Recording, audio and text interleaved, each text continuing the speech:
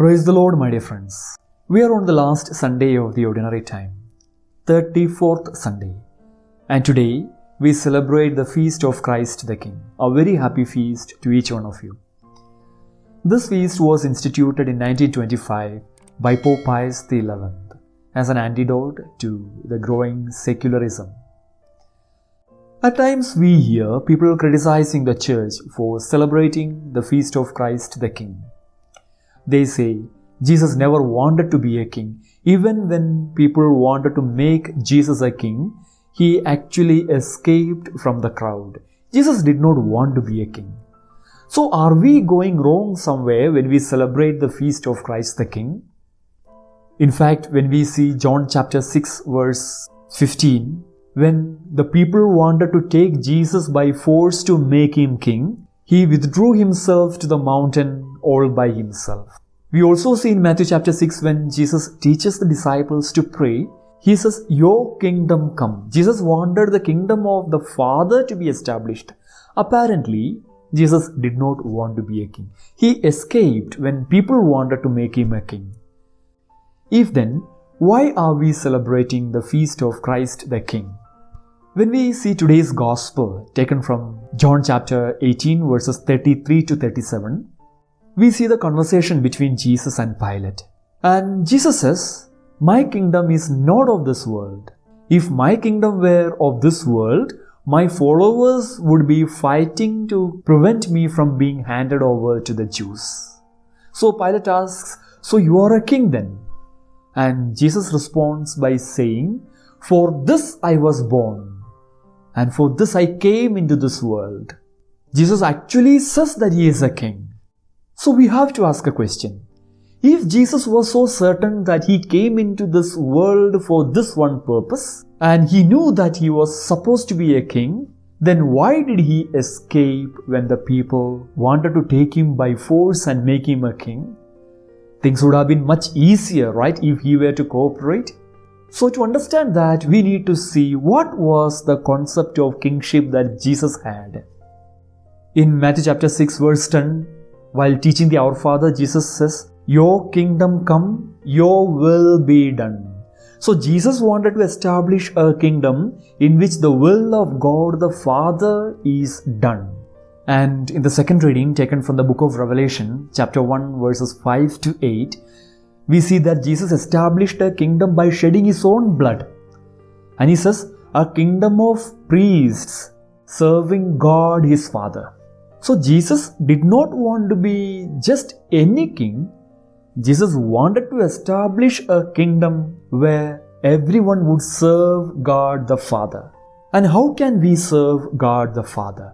How can we be servants of God the Father? And we have the best example in Jesus himself, the scene of the washing of the feet by Jesus. Actually, it was the custom that time in Israel to have a servant outside the room to wash the feet when people came into the dining room, because they would be walking all over and their feet would be dirty, and while dining they would be sitting at lower tables and they would be reclining and their feet would be exposed.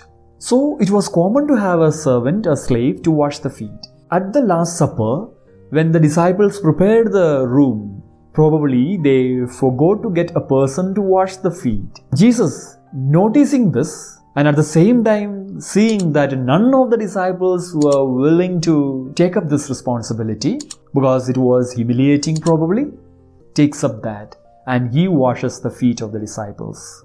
It's more clear when we see the account of Saint Luke of the Last Supper, especially when we read from chapter 22 verse 24 onwards. It was in the context of the Last Supper, there was a discussion among the disciples as to who among them was the greatest. You see, probably they might have been discussing who should have done the washing of the feet.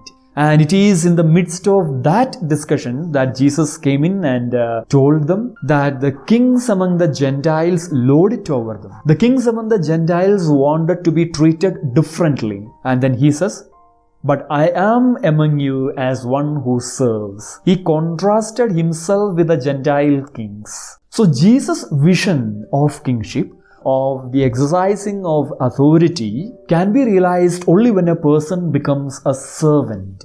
And probably it was after seeing the disciples arguing as to who among them was the greatest that Jesus decided to show this example of humility by washing the feet. So the first thing that we can keep in mind, the kingdom that Jesus wanted to establish was based on service. And a king or a person in authority should be a person who is willing to be a servant of everyone. We need to ask ourselves, when we are in authority, what is our attitude? What is our relationship with our friends, relatives, or people who are under us? The second element we notice in Jesus' way of exercising authority is shared responsibility. Again in Luke chapter 22 verse 29, we see Jesus saying to the disciples that as the Father conferred a kingdom on Jesus, Jesus also conferred a kingdom to the disciples. And he tells them that he wants them to sit at the table with him in his kingdom and to sit on the thrones and to judge the 12 tribes of Israel. We know in a kingdom, the king is the final authority and king's decision is the command. But then here, Jesus wanted his disciples to sit with him and to share the responsibility of the judgment. We too can ask ourselves, when we are in authority, what is our attitude towards the suggestions that are given by the other members in the group? How do we treat those whom we consider are actually weak in our society or in the group? Do we share a part of our responsibility with them? Or we take decisions arbitrarily without giving any value to the suggestions that are given to us?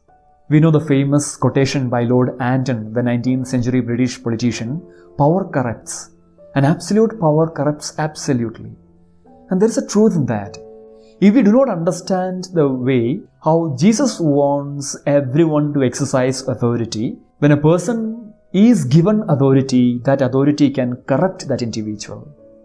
And we can look at one more element in Jesus' concept of authority.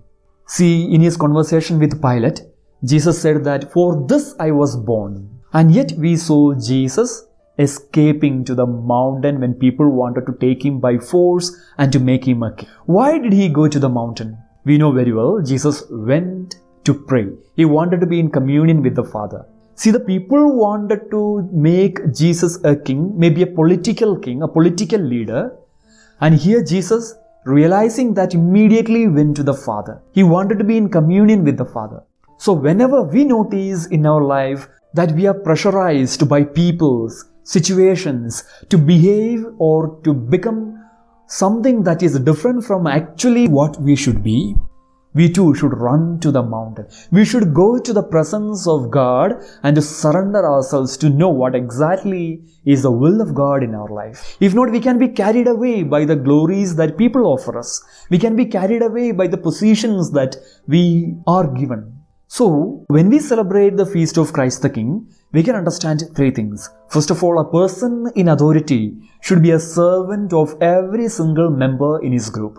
Secondly, a person in authority should exercise his responsibilities in consultation with others. There should be a shared responsibility. Thirdly, a person should be absolutely certain that the authority that is vested upon him can be exercised in the right manner only if he is willing to place himself in the presence of God and to spend his time in a serious manner in personal prayer. May God bless each one of us.